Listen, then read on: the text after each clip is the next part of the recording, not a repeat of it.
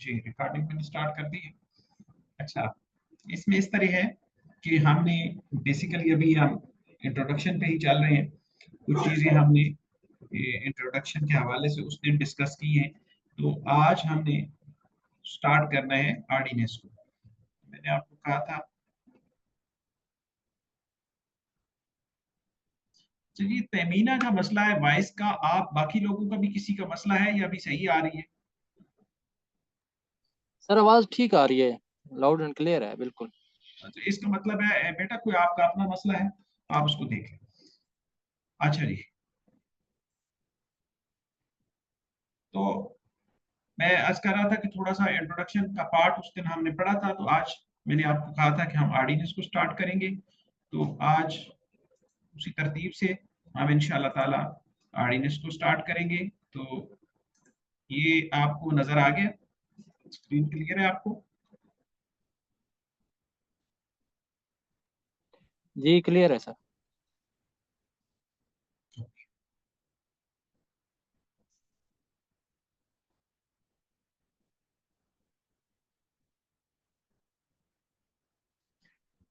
अच्छा जी, तो इसका सबसे पहले तो टेबल ऑफ कंटेंट्स होते हैं।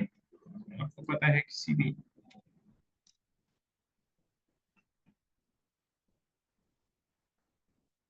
स्टैट्यूट का, किसी भी बुक का सबसे पहले जो पार्ट होता है वो आपका टेबल ऑफ कंटेंट्स होते हैं। 26 पेज पहले टेबल ऑफ कंटेंट्स है।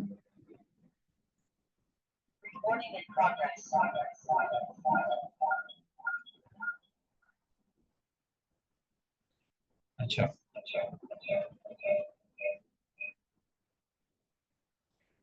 उसके बाद जी हम इसके पेज 1 पे जाते हैं। बेसिकली पहले जो आप में से किसी ने अगर कोई रिसर्च राइटिंग वगैरह की हो तो उसको पता होगा कि टेबल ऑफ कंटेंट्स जो पार्ट होता है उसके पेज नंबरिंग नहीं होती। उसकी पेज नंबरिंग जो होती है वो आपकी मेन जो बॉडी है वहां से स्टार्ट होती है। अच्छा, तो ये जनाब आपका इनकम टैक्स ऑर्डिनेंस 2001 है। The following ordinance promulgated by the president is hereby publish for general information. ये पहला एक ऑर्डिनेंस शुरू करने से पहले इसके चैप्टर 1 प्रिलिमिनरी चैप्टर है, उससे पहले ये एक पार्ट दिया गया है, ये जिसको अभी मैंने हाईलाइट किया है। ठीक है, तो ये क्या चीज है, इसको हम क्या कहेंगे? कोई बता सकता है? सारे लॉ के स्टूडेंट्स हैं। सर प्रियम्बल होता है ये। प्रियम्बल से क्या पता चलता? सर पूरे ऑर्डिनेंस का मतलब मकसद और क्रक्स जो है वो प्रियम्बल में मौजूद होता है। जब मैं आपको लॉ की अंडरस्टैंडिंग की बात कर रहा था तो उस वक्त हमने ये बात पढ़ी थी कि जब भी आपने किसी लॉ को अंडरस्टैंड करना है तो आपने सबसे पहले उस लॉ का प्रीएम्बल पढ़ना है। ठीक है ना? इसको जरा आप पढ़ते हैं मिलके। Whereas it is expedient to consolidate and amend. Yes, yes, बिल्कुल ऐसी object of the consolidate and amend the law relating to income tax and to provide for matter ancillary thereto are connected therewith। इससे हमें ये पता चला कि ये जो लॉ है इनकम टैक्स के हवाले से जितने भी मैटर्स हैं ये एक कंसोलिडेटेड फॉर्म में उसको बेसिकली ये लॉ जो है ये देख रहा है। ठीक है ना? Whereas the president is satisfied that circumstances exist which render it necessary to take immediate action. ये law की language है। Now therefore, in pursuance of the promulgation of emergency of 14th day of October 1999, ये क्या चीज है?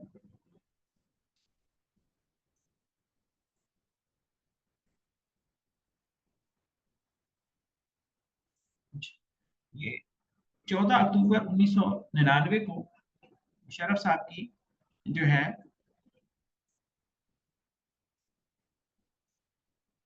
वो emergency लगी थी, जो प्रोविजनल कॉन्स्टिट्यूशन ऑर्डर 1 1999 का है, तो उस वजह से ये इसका रेफरेंस आपको दिया गया है कि प्रेसिडेंट्स की जो पावर्स हैं वो कहाँ पे लिखी हुई है, ठीक है। और उसके बाद उसी जो ऑर्डर 1 1999 का था उसी को अमेंड किया गया था और ऑर्डर 9 आया था, जिसमें फर्दर जो थी इनको प्रेसिडेंट साहब को क्या बनाया गया था, कोई बता सकता है? लॉ के स्टूडेंट्स, मुशर्रफ की जब इमरजेंसी लगी थी और इसका ऑर्डर 1 था और जब ऑर्डर 9 आया तो इनको क्या बनाया गया था? नहीं पता, चीफ एग्जीक्यूटिव बनाया गया था। अच्छा जी, आगे चलते हैं। किसी भी स्टैट्यूट का जो सेक्शन 1 होता है वो आपका उसका टाइटल, उसकी एक्सटेंट और उसकी कमेंसमेंट डेट, ये 3 चीजें बताता है, जो कि इस लॉ के अंदर ये बता रहा है। सबसे पहले वो बता रहे हैं 1 के अंदर क्या है कि ऑर्डिनेंस का नाम क्या होगा, इनकम टैक्स ऑर्डिनेंस 2001 तमाम पाकिस्तान के लिए होगा, और it shall come into force on such date as the federal government may by notification and official gazette appoint, ठीक है। जिसके लिए ये स्टैरिक का निशान है, इस स्टैरिक पे अगर जाएं तो वो आपको बता रहा है कि 15/6/2002 का एक नोटिफिकेशन था जिसके मुताबिक 1 डे ऑफ जुलाई 2002 को ये जो ऑर्डिनेंस था ये कम इनटू फोर्स, तो ये इंप्लीमेंट हुआ था, राइट।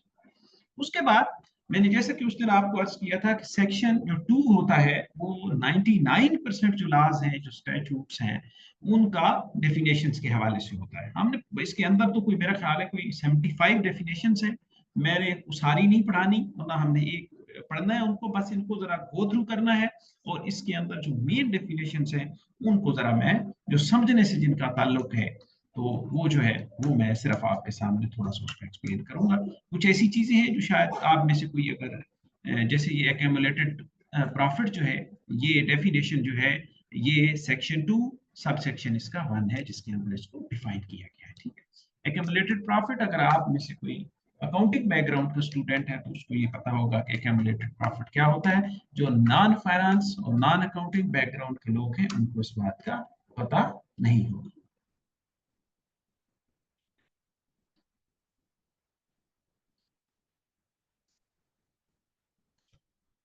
इसको नहीं बताऊंगा।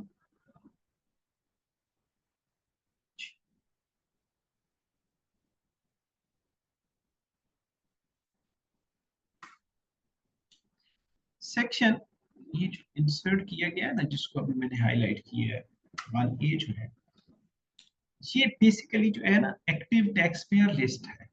ये जब 2015 में 16 में जब फाइलर और नॉन फाइलर को अलग अलग किया गया था, एक डिस्टिंक्शन ड्रा की गई थी कि फाइलर कौन है और नॉन फाइलर कौन है, तो उस वक्त इसका नाम था फाइलर और नॉन फाइलर। जो अपनी इनकम टैक्स रिटर्न फाइल करता है वो फाइलर, जो अपनी इनकम टैक्स रिटर्न फाइल नहीं करता वो नॉन फाइलर। 2019 में अगर इसका आप देखें तो 3 के ऊपर ये जो है ये class 1 inserted through finance act 2019, ठीक है। 2019 में क्या हुआ था कि इस फाइलर और नॉन फाइलर का नाम जो है वो चेंज कर दिया गया।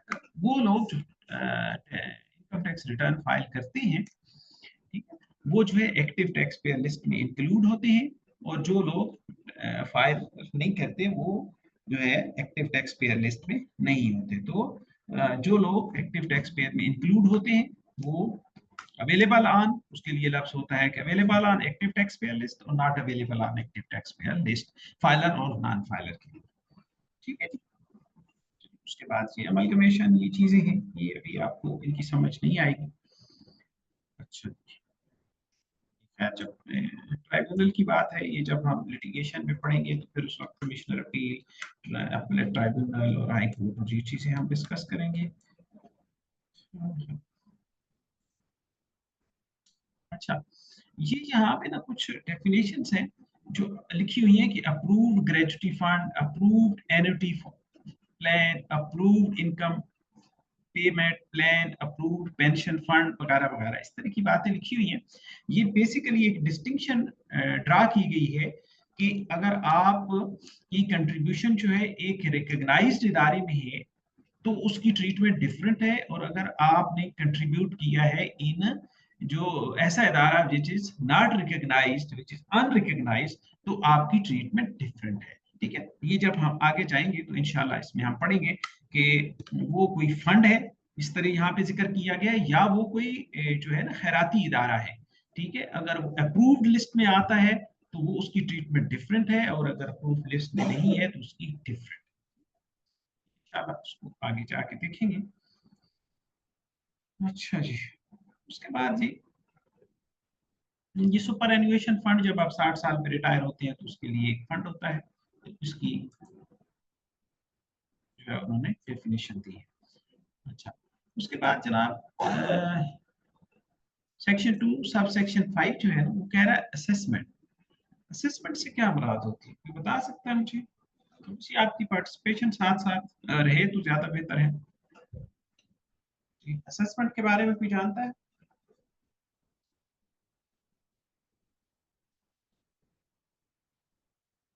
नहीं बोलना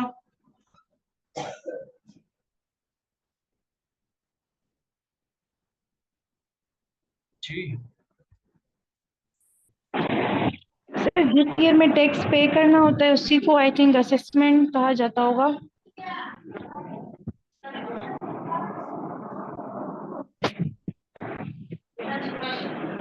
ठीक हो गया। और कोई?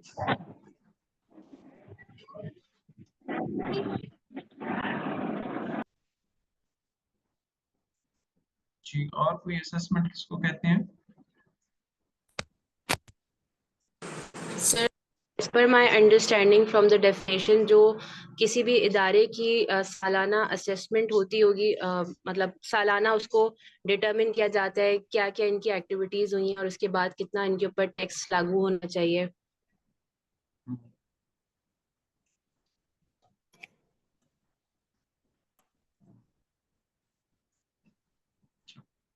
जी, असेसमेंट से मुराद है होता है असेस करना, अंदाजा लगाना, तखमीना लगाना। किस बात का तखमीना लगाना? टैक्स में किस बात का तखमीना लगाया जाता है? वो तखमीना ये होता है कि आपकी टोटल इनकम कितनी है, आपकी टैक्सेबल इनकम कितनी है, आपका टैक्स लाइबिलिटी कितनी है, या आपका टैक्स रिफंड है तो वो कितना है। ये इस बात का तखमीना होता है, इसको अंदाजा कहते हैं। ठीक है। 19 जो 60s और 70s के तक जो है ना सिलसिला ऐसे होता था कि असेसमेंट आप खुद नहीं कर सकते थे। असेसमेंट जो है वो आपका टैक्स डिपार्टमेंट करता था, पूरी दुनिया में ये निजाम था।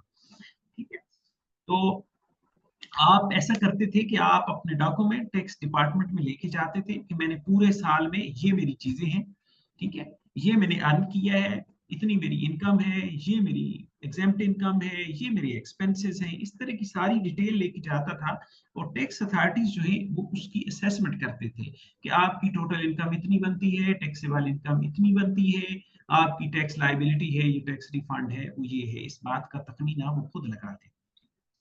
1960-70s में पूरी दुनिया में एक ट्रेंड चेंज हुआ, चूंकि नंबर ऑफ टैक्स पेयर जो हैं वो बढ़ गए, तो उन्होंने एक सेल्फ असेसमेंट स्कीम शुरू की कि हर आदमी को ये इख्तियार दिया जाए कि वो अपनी असेसमेंट खुद कर सके, क्योंकि हमारे जो डिपार्टमेंट है, जो टैक्स डिपार्टमेंट है, उसकी इतनी कैपेसिटी नहीं है कि वो सारे टैक्स पेयर्स की असेसमेंट खुद कर सके। ठीक है, तो उस वक्त एक कंसेप्ट आया सेल्फ असेसमेंट का। ठीक है, तो जैसे अभी हम इनकम टैक्स अपनी रिटर्न जमा कराते हैं, वो भी बेसिकली एक असेसमेंट है। तो उसी सेल्फ असेसमेंट स्कीम का जो एक सोच थी, ये जो एक नया कंसेप्ट आया, उस कंसेप्ट के तहत वो हम जमा कराते हैं, जिसमें हम अपनी असेसमेंट खुद करते हैं। ठीक है, अच्छा, उसके बाद है assessment year. Assessment year basically जो है, जो हमारे यहाँ जो टैक्स ईयर है वही असेसमेंट ईयर है। ठीक है, हमारा टैक्स ईयर क्या है, 1 जुलाई से लेके 30 जून नेक्स्ट ईयर तक जो है ये हमारा टैक्स ईयर है। इसी को हम फाइनेंशियल ईयर बोलते हैं, इसी को हम अपना असेसमेंट ईयर बोलते हैं। ये फाइल ये के ऊपर शो मौजूद है। जो थोड़ी सी अहम डेफिनेशंस हैं वो मैं आपको साथ साथ बताता जाऊं। ये जनाब सेक्शन 2 सब सेक्शन 6 में एसोसिएशन ऑफ पर्सन लिखा गया है। एसोसिएशन ऑफ पर्सन के लिए अलग से एक सेक्शन मौजूद है 80। वो कह रहा है कि 80 के अंदर जैसे इसको डिफाइन किया गया है। एसोसिएशन ऑफ पर्सन बेसिकली जो है वो फर्म को कहते हैं, पार्टनरशिप को कहते हैं। ठीक है, और आप लोग आज कुछ सुस्त हैं, तो अगर मुझे आप में से कोई ये बता दे कि किसी भी एसोसिएशन ऑफ पर्सन को, किसी भी एसोसिएशन ऑफ पर्सन को ये चेक करना हो कि वो पार्टनरशिप है या नहीं है, उसका टेस्ट क्या होता है, कोई मुझे बता सकता है?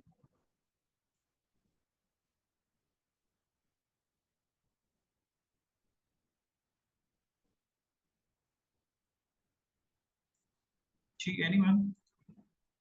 मैडम काजी, आज मेरा ख्याल आपकी कोई निजी मसरूफियात हैं, तो और कोई बता सकता है जी? के देखो, मोहल्ले के चंद लोग अगर इकट्ठे होते हैं और वो कहते हैं कि हम 5 लोगों का ये एक एसोसिएशन हम बनाते हैं और हम जो है वो चंदा इकट्ठा करेंगे मस्जिद के लिए, मोहल्ले की मस्जिद के लिए, तो क्या ये एसोसिएशन ऑफ पर्सन है?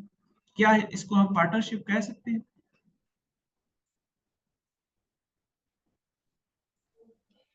नहीं सर, इसको हम नहीं कह सकते।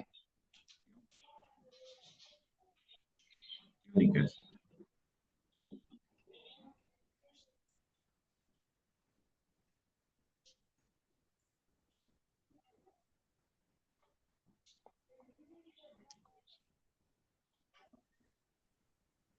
नहीं वो मैडम काजी, वो जो है रजिस्ट्रेशन एक अलग चीज है। मैं कह रहा हूँ कि एक एसोसिएशन ऑफ पर्सन, एसोसिएशन का मतलब है लोगों का इकट्ठा होना। मैं कहता हूँ 4-5 लोग इकट्ठे हो जाते हैं, कोई काम करते हैं, तो क्या हम उसको पार्टनरशिप कह सकते हैं? उसको हम फॉर्म कह सकते हैं? मेरा सवाल ये है, नहीं सर, नहीं कह सकते। क्यों नहीं सर कह आई सकते? फॉर्म थिंक तो पहले फॉर्म register होती है, देन सर उसका एनटीएन बनता है किसी भी, सर उस नाम से जो उसका एसोसिएशन होती है उसके नाम से। वो तो उसकी प्रोसीजरल रिक्वायरमेंट है ना। मैं टेस्ट बता रहा हूँ, टेस्ट पूछ रहा हूँ कि हम उसको कौन सा टेस्ट करेंगे ना। किसी भी चीज को अगर टेस्ट करना हो नहीं, तो उसमें बताओ। आई थिंक सर 5 या 5 से ज्यादा बंदों का किसी बिजनेस के लिए इकट्ठा होना, उसको पार्टनरशिप या फॉर्म हम कहेंगे। ये भी टेस्ट नहीं है। अच्छा, ये भी टेस्ट नहीं है। आई गेस सर, अगर कोई एसोसिएशन में 4 या 4 से ज्यादा लोग इकट्ठा हो रहे हैं और अगर वो कोई प्रॉफिट गेन कर रहे हैं उस एसोसिएशन के थ्रू, तो फिर वो एसोसिएशन ऑफ पर्सन कहलाएगी। मतलब उनके जो आपस में ठीक, मिलकर कोई प्रॉफिट ये उनको हासिल हो रहा है। ये एक टेस्ट है, लेकिन ये टेस्ट पूरा नहीं है। ये पूरा टेस्ट नहीं है, इसको भी हम पार्टनरशिप नहीं कह सकते। सिर्फ इस बात को प्रॉफिट अर्न करते हैं।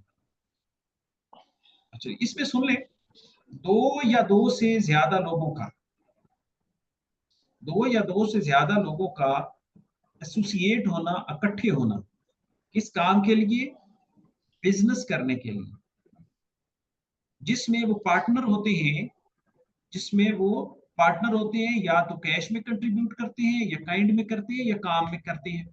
ठीक है, 2 लोगों का इकट्ठे होना, ठीक है, जिसमें वो एक कैपिटल कंट्रीब्यूट करते हैं और उससे वो एक बिजनेस करते हैं और बिजनेस से प्रॉफिट कमाते हैं और उस प्रॉफिट को आपस में डिस्ट्रीब्यूट करते हैं किसी भी रेशियो से। ये होती है पार्टनरशिप, ये उसका टेस्ट है। कोई भी इसमें से टेस्ट अगर कोई एक इसका पॉइंट फेल हो जाए तो वो पार्टनरशिप नहीं कहला सकती। मसलन 5 लोग इकट्ठे होते हैं और वो मोहल्ले में एक दुकान खोल लेते हैं, उस दुकान से वो प्रॉफिट अर्न करते हैं।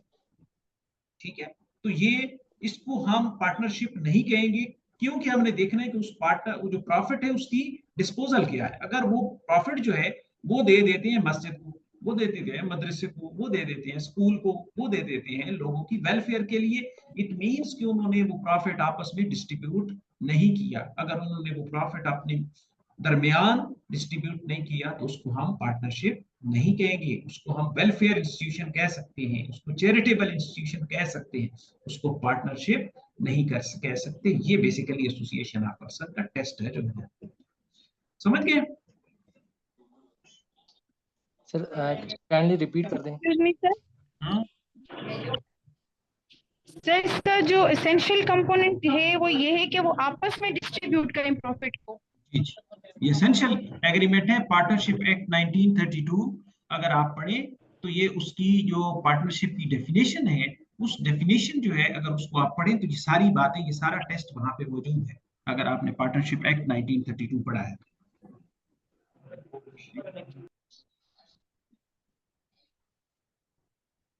ठीक है, रेफरेंस दे दूं कहते हैं। सो इसमें सर तीन तीन एसेंशियल हो गए ना सर, कि पहला कैपिटल लगाना, दूसरा नफा कमाना, और तीसरा उस नफे को आपस में तकसीम करना। दो या दो से ज्यादा लोगों को हम। जी जी। जी प्रॉफिट एंड लॉस वो तो ऑब्वियस है। इसमें नफा। हम्म, जी जी। जी बताएं। नफा या नुकसान वो तो खैर लाजमो मलजूम है ना, जहां नफा होता है वहां नुकसान भी हो सकता है। वो उन्होंने डिस्ट्रीब्यूट करना है जिस जो भी उनकी परी डिटरमिन रेशो है। ठीक है, तो ये बेसिकली है, ये एसोसिएशन ऑफ पर्सन का टेस्ट है। खैर आगे चलते हैं। बैंकिंग कंपनी है, उसके बाद बोर्ड है। ये डेफिनेशन जो है ये सेक्शन 2 सब सेक्शन 8 के अंदर है। बोर्ड से क्या मुराद है? Board means central board of revenue establish under the central board of revenue act 1924 and on the commencement of Federal Board of Revenue Act 2007, the Federal Board of Revenue established under section 3 thereof। तो वो कह रहा है कि अगर आप board का नाम 2007 से पहले लेंगे या किसी पहले वाली डिस्कशन में होगा तो उससे मुराद सेंट्रल बोर्ड ऑफ रेवेन्यू होगा। और सेंट्रल बोर्ड ऑफ रेवेन्यू जो है उसका नाम फेडरल बोर्ड ऑफ रेवेन्यू 2007 में रखा गया था। 2007 से अगर आप बोर्ड का लफ्ज बोलेंगे पूरी इनकम टैक्स की किसी भी डिस्कशन के अंदर तो उससे मुराद फेडरल बोर्ड ऑफ रेवेन्यू लिया जाएगा। ये डेफिनेशन जो है सेक्शन 2 सब सेक्शन 10 जो है ये बिजनेस की डेफिनेशन है कि बिजनेस क्या चीज है। बिजनेस का लफ्ज जब भी आपके इनकम टैक्स ऑर्डिनेंस में जिस जगह पे यूज होगा तो बिजनेस से क्या मुराद लिया जाएगा ये बात यहाँ पे लिखी हुई है। अभी मैं आपसे कुछ पूछूंगा। Business includes any trade, commerce, manufacture, profession, vocation or adventure or concern in the nature of trade, commerce, manufacture या उनसे कोई कंसर्न हो उसका। ठीक है, ठीक है। और vocation but does not include employment. वो कहता है कि एम्प्लॉयमेंट इसमें शामिल नहीं है, बाकी ये सारी चीजें जो है बिजनेस के अंदर कवर होती है। ठीक है, एम्प्लॉयमेंट की अलग से डेफिनेशन यहाँ नीचे कहीं दी गई है। मैं आपको बताता हूँ कि एम्प्लॉयमेंट क्या होता है, एम्प्लॉय क्या होता है, एम्प्लॉयर क्या होता है, और उनका रिलेशनशिप जो है उसको एम्प्लॉयमेंट कहते हैं। ठीक है, ये नीचे कहीं डेफिनेशन आएगी। वैसे मैंने आपको इतना ही बता दिया है कि जो बंदा हायर करता है वो एम्प्लॉयर होता है, जिसको हायर किया जाता है वो एम्प्लॉई होता है, और ये जो रिलेशनशिप होता है एम्प्लॉई और एम्प्लॉयर का इसको हम एम्प्लॉयमेंट कहते हैं। यही बात है ना, या कुछ इसके अलावा कोई बात है? अच्छा जी, अच्छा ये चीज इसमें शामिल, ये चीज इसमें शामिल नहीं है।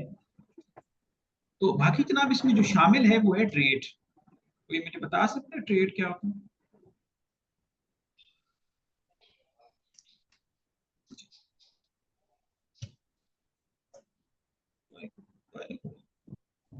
कोई नहीं है। 503, 507, 502, 501, जो करो 506। ट्रेड से मुराद कोई चीज लेके सेल करना। गुड्स एंड सर्विसेज को सेल करना या बेचना, खरीदना। एक बात की है। अच्छा,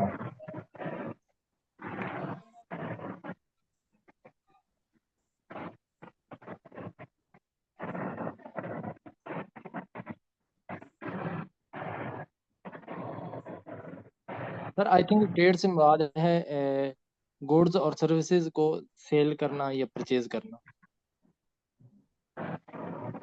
खत्म तो नहीं हो गया? वो शेयर किया हुआ था। अच्छा भी आ अच्छा, ट्रेड से मुराद ये है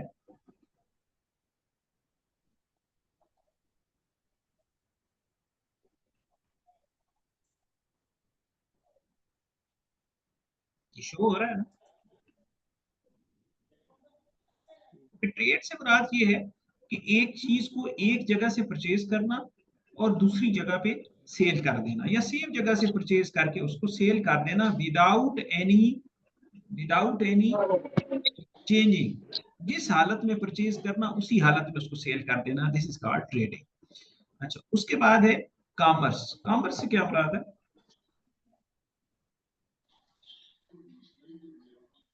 जी किधर है मैडम काजी, किधर है तमीना, मारिया,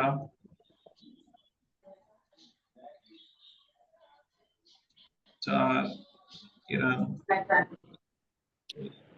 सर कॉमर्स भी सर सेम ही है, जस्ट लाइक ट्रेडिंग सर। आप कुछ बाय करते हैं, सेल करते हैं, buying and selling sir. Commerce क्या लाता है? तो फिर ट्रेड और कॉमर्स में फर्क क्या हुआ?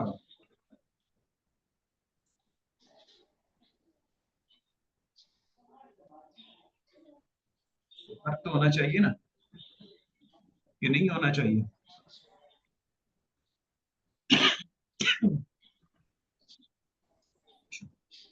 मैन्युफैक्चर, मैन्युफैक्चर क्या होता है?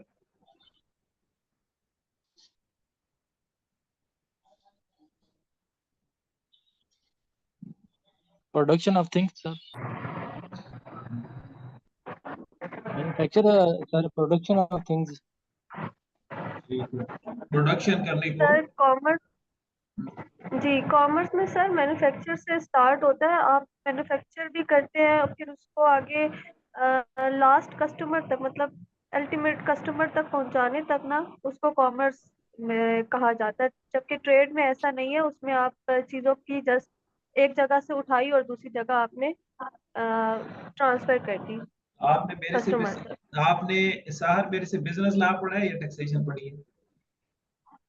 टैक्सेशन। अच्छा, ठीक। ये बात मैंने कहीं पढ़ाई थी, ये वाली बात तो आप अभी कह रहे हैं? सर पढ़ाई तो नहीं है, लेकिन याद है थोड़ा बहुत, जहाँ तक इंक्लूड अच्छा, है ना ठीक। इसमें। कॉमर्स में आप स्टार्टिंग मतलब जो स्टार्ट करते हैं ना, वो उसमें आपकी मैन्युफैक्चरिंग भी होती है। फिर आप उसमें आगे उसको मतलब लास्ट कस्टमर तक उसको पहुंचाना होता है। उसमें आप फिनिश गुड्स को ना पहुंचाते हैं कस्टमर्स तक, जबकि ट्रेड में ये चीजें इंक्लूड नहीं होती हैं। ठीक हो गया, सही बात। अच्छा, इस तरह है कि अभी ये खत्म हो रहा है तो 5 से 7 मिनट की ब्रेक है, 5 से 7 मिनट